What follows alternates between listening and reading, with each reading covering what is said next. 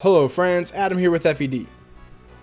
So Fire Emblem is full of missable stuff, and I think that is a good thing. It adds replay value, and it just makes everybody's playthrough more unique than the last. You know what I mean? Your playthrough is just going to be different than like your friends, and you can talk about it, and I think it makes for some interesting conversations. I think a game that does this incredibly well outside of the Fire Emblem series is Breath of the Wild. You know, it's kind of like it's like the peak of exploration games, where the map is so big. There's portions of the map that you never go to unless you just decide to go exploring, and then you find some stuff there to do.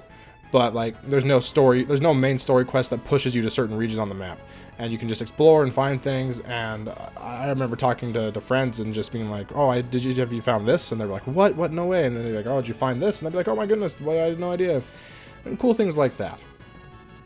Fire Emblem has this same kind of quality to a lesser extent, but it is there. Don't get me wrong, it is there. Between recruitable characters, secret events, secret items you can find that make every playthrough, especially every first playthrough, unique. Because you're going to find things and you're going to miss others. And again, I think that is a good thing.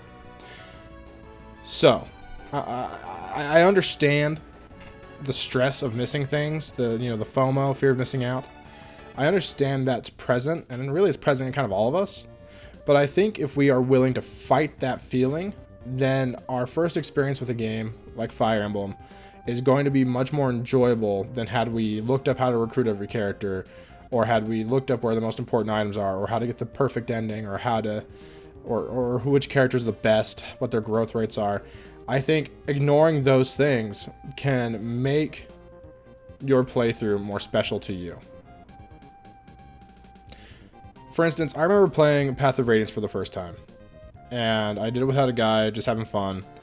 And I knew that on desert maps you could find things. So of course, on the desert map in Path of Radiance that has a bunch of items and stuff in the dirt, I sent my thieves around looking for stuff. And I came across a sword. You know, you get the Vague Caddy. And actually, I can't actually, it's been so long since I've done it without just recruiting the character.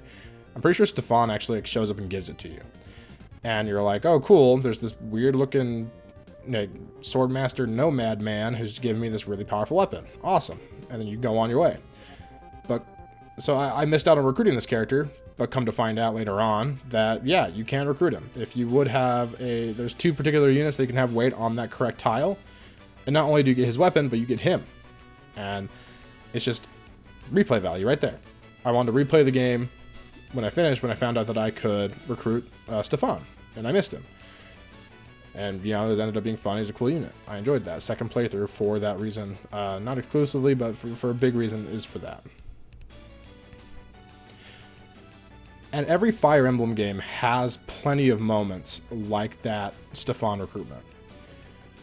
You know, generally there are like so many things that you're bound to find some on your first playthrough, even though you're going to miss most. You're bound to recruit, do some cool recruitment requirements on accident.